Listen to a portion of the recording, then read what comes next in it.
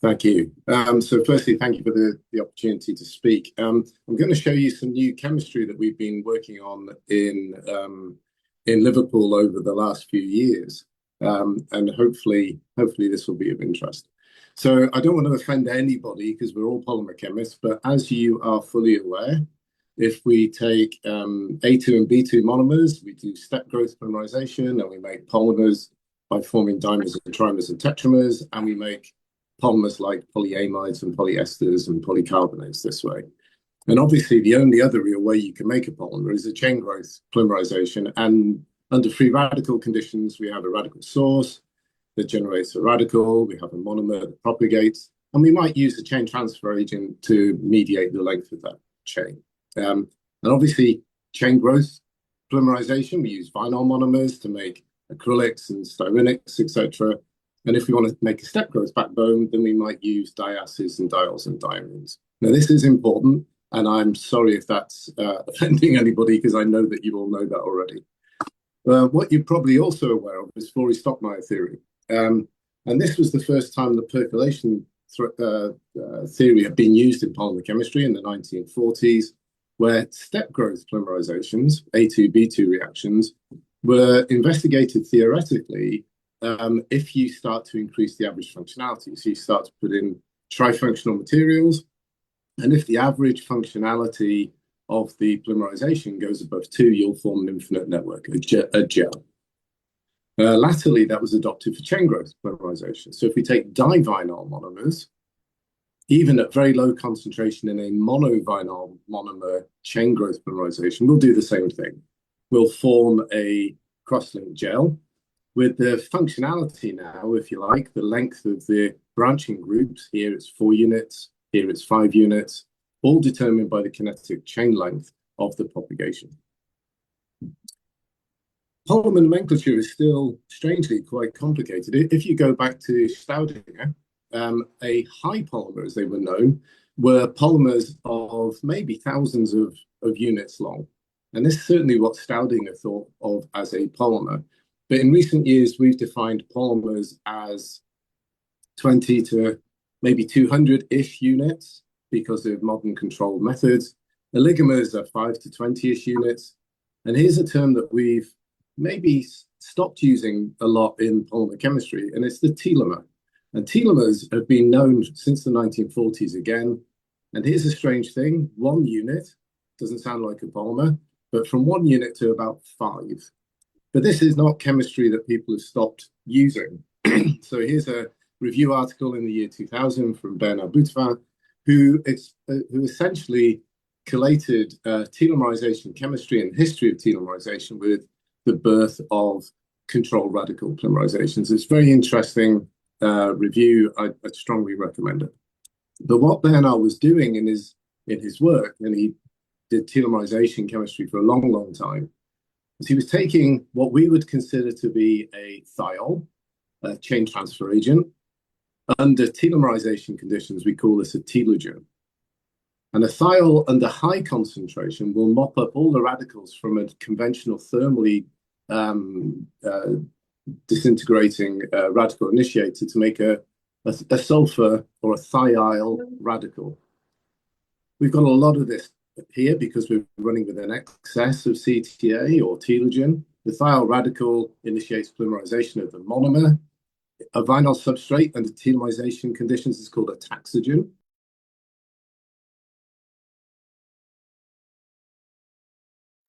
Sorry, I was muted for a second there. So the length of this chain will not be very long, okay? So the predominant process here is actually chain transfer. This propagation is maintained to be very small. So these final polymers, which in this case are hydroxyl functional or telomers, may only be 1 to 5 units long. So to put that into perspective, what we're looking at is a telogen, a thiol, with the radical source making a sulfur or thiol radical. But what that's really doing is hopping backwards and forwards between sulfur units on the chain transfer agent. So the radical abstracts a proton from another thiol, forms another radical. That thiol will be abstracted, as it were, to form another thiol and thiol radical. And if you put a monovinyl monomer or a taxogen into that polymerization, that reaction, it'll propagate for a small length, but the predominant reaction is chain transfer. And we'll form a distribution of telomers from maybe about 1 to 5 units. Okay, that is linear telomerization. It's been around for a long, long time, since the 1940s. But this is the dominant reaction by having an excess of thiol. And what we did in 2016, for the first time, we believe, is put a divinyl monomer or taxogen, multivinyl taxogen, into this reaction. No monovinyl material at all. So we're homopolymerizing multivinyl materials. And what we get is the same distribution of telomers that you see here, a DP1 in this case, a DP2, a DP3, 4, and 5. But all of these are macromonomers because they have pendant vinyl groups. And what that means is you can take, for example, the DP1 and the DP4, use the pendant double bonds to do a telomerization. So the thiol radical comes in, it propagates, we get chain transfer or capping, and the formation of a sulfur radical. And that can happen again and again and again, forming telomere subunits within the growing polymer chain. And here's the important thing, because this is the dominant reaction, we can cap the polymerization with DP1 units. And that stops it gelling. For the first time, we don't have a Florey-Stockmeyer system where it will gel. We make soluble branched polymer. And if you do the calculation of the average kinetic chain length here, it's less than 2 units long. If you take things like EGDMA, for example, which is highly, probably in most of your labs, under conventional free radical conditions, AIBN, but with a telomerization concentration of DDT, we will form a soluble branch polymer. I've hidden the DDT chains by the green blobs. But what you'll see within the red part of the extended branch structure here is that it's not a methacrylate that we formed. What we formed is a branched polyester. And the way to think about that is right here with the DP2. This is a diacid fragment of the extended polyester, but this time not made by esterification, made by carbon-carbon bond formation. We formed that bond right there to make the diacid. The ester groups were already made for us, okay? Because they're in the starting multivinyl taxogen or divinyl monomer, depending on how you want to think of it. Now, you could make this branched polymer by step growth polymerization if you take ethylene glycol with a mixture of mono, di, tri, tetra, and penta functional acids. Okay, I wouldn't do that because the chances of getting the stoichiometry right is really low, but you could do that. And if you look at the modified Carruthers equation and you add up all the ethylene glycol and the various polyfunctional acids that you would need, the average functionality of the system is 1.96. It's below 2. And if F is below 2, when the conversion gets to 100%, we will not reach infinite molecular weight. It will be a soluble bond. What do we know about TBRT? Well, what we know is that, firstly, monomer conversion or the use of the consumption, as it were, of vinyl groups doesn't necessarily equate to polymer molecular weight growth. So we talk about vinyl group consumption, not monomer conversion, okay? That's a bit of a strange point, but we can talk about that another time. The DP1 groups we know are predominantly formed at the end of the polymerization. We know that we have clear limiting ratios of multivinyl taxogen or monomer and telogen or CTA, if you like, to avoid gelation. And you can see this here. As we go from 0 weight % solvent or a bulk reaction, 100% monomer, all the way through to a highly dilute polymerization, so 90 weight % solvent, 10 weight % solids, you can see that as we vary the ratio of the divinyl monomer and the CTA, we increase the molecular weight of the polymer, but we will hit a gel point if we don't have enough telogen to prevent the gelation from happening. But you'll also see the MW values that we're able to obtain. So at 90 weight %, for example, solvent, 10 weight % solids, we can easily generate molecular weights of over 1.5 million with soluble polymers. We also know that as we dilute the reaction, we tend to cyclize. And as we do that, the number of telogens that are in the final structure decreases. So we can make structures which are highly cyclic, and these change the physical properties. So these are two polymers. This actually has a higher molecular weight than this one, but this is a liquid because it's an ideally branched structure. And this is a solid because we've increased the backbone rigidity by forming cycles. But we haven't used any different starting materials. We also know that if we run the reactions hot, and some people have told us we're crazy, but we're doing free radical polymerizations with AIBN at 120, 130 degrees Celsius, we change the chain transfer coefficient. So the length of the subunits, so here we've got a DP5 and another one, decreases because the chain transfer becomes quicker than the propagation. Okay, so we're able to minimize the length of the units that are formed. Now, this is critical to what we do. You'll all be aware that side chains in a vinyl chain growth polymerization modify the physical properties in here, the glass transition temperature of the polymer. Bulky groups giving us high TG, flexible groups giving us low TG. And you also know that in the step growth polymerization, if you modify the backbone chemistry, you also do the same thing. This modifies the rigidity of the backbone. Now, the interesting thing about the TBRT polymer is that under ideal conditions, the ratio of the telogen, the thiol CTA, and the taxogen, the divinyl monomer, is approximately 1-to-1 in the final polymer. That means that we can take these complex structures and generate a nominal repeat unit. So EGDMA, DDT polymerized together give us this as a nominal structure. That's our repeat unit, if you like. And that means the thiol, the telogen, is acting as a side chain. And if we change the telogen, we change the side chain. This is a bit like polymerizing lauryl methacrylate. This is a bit like polymerizing glycerol methacrylate. And what that means is our repeat unit is generated during the polymerization. It's not locked in with the monomer structure that we use at the beginning. And there are lots of different thiols that you can use as telogens. What this allowed us to do was generate for the first time statistical copolymers just by mixing telogens together. So a single divinyl monomer with two telogens will have statistical incorporation of the telogen during the TBRT reaction. And again, with EGDMA, you can see the backbone is a polyester, and the side chains vary depending on the incorporation of the two telogens.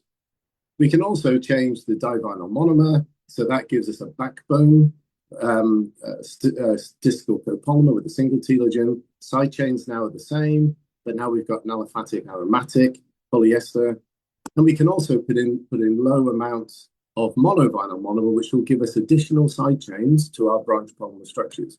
And what you can see here is what you'd expect, which is as we vary here the side chains, we get variation in TG. As we vary the backbone, we get variation in TG.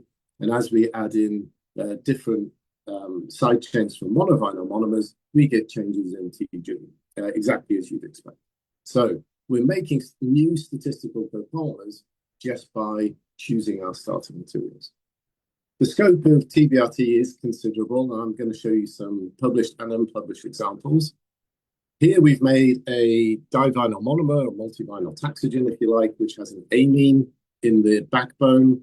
And then we've undergone TBRT with dodecane thiol. That's our polymer structure.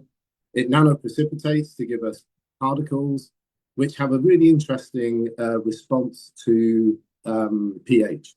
So as we decrease the pH, we protonate the amines in the backbone, and the material literally just slowly falls apart. It's almost like we're peeling structures off of the surface of our nanoparticles.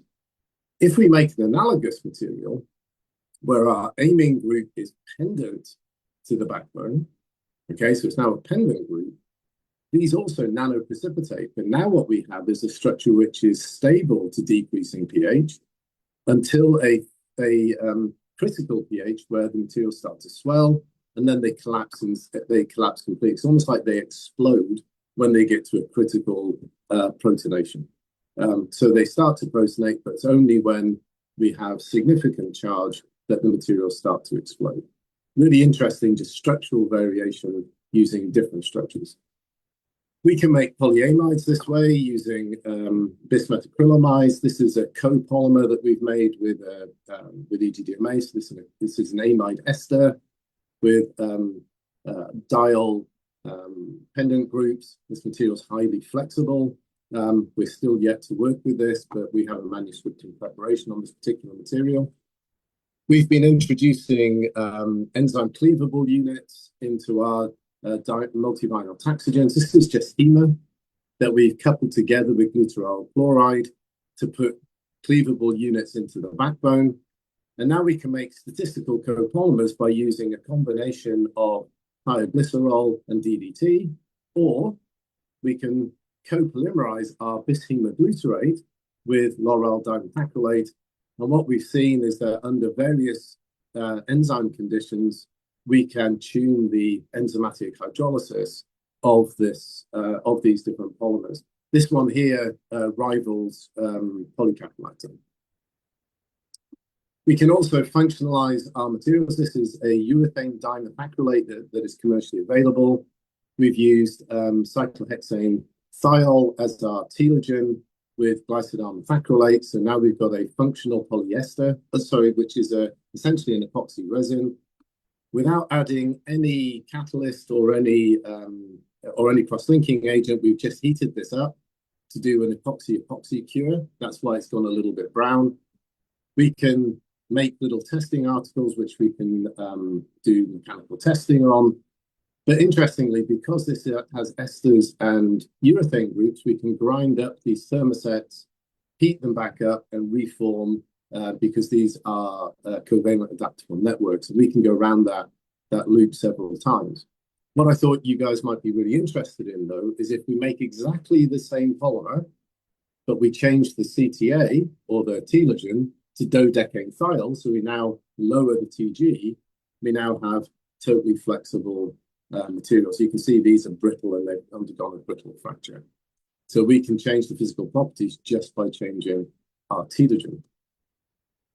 Recently, we found that furfural methacrylate, which normally acts like a multivinyl monomer under conventional free radical polymerization and will gel at low conversions, doesn't react under TBRT conditions in the same way. So we can copolymerize a monovinyl furfural methacrylate into a conventional EGDMA DDT polymerization, giving us a diene functional polymer, which undergoes Diels-Alder coupling when we put in a dienophile such as bismuth.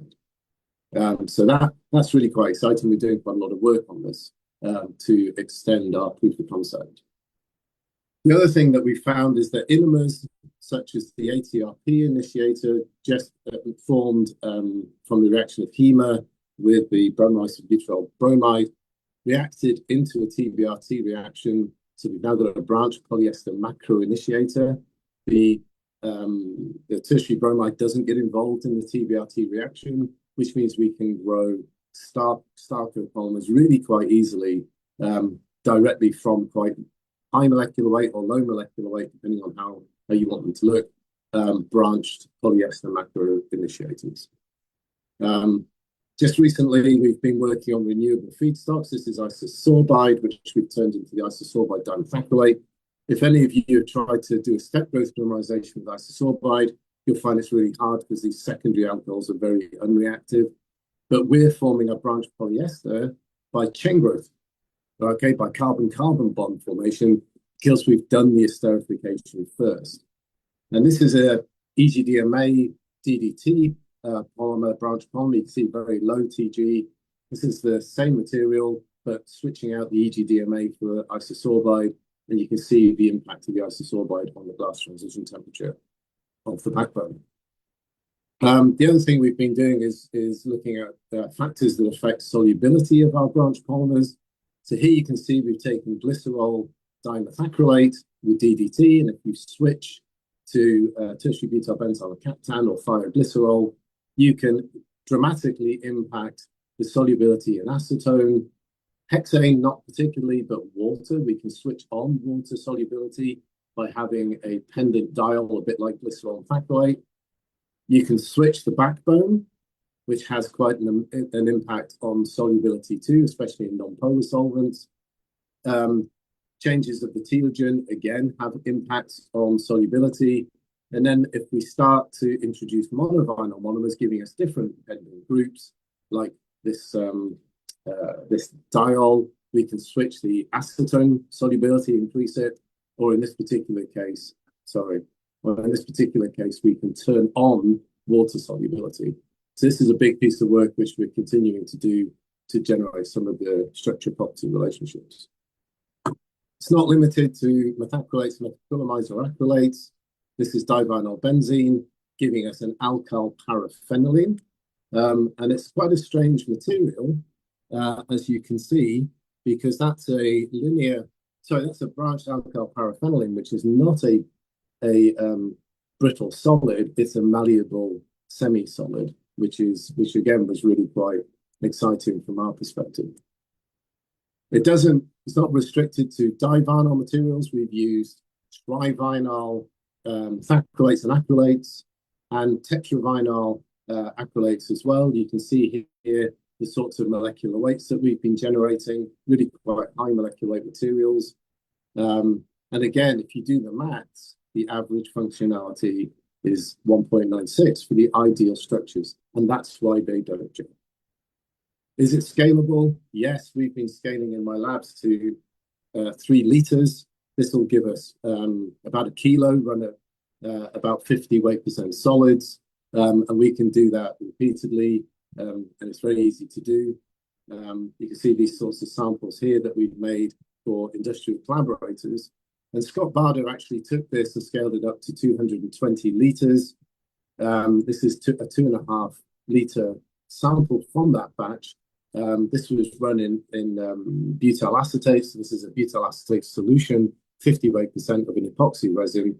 And through some modification of the scaler, they were able to make the final product with less than 100 ppm of residual thiol.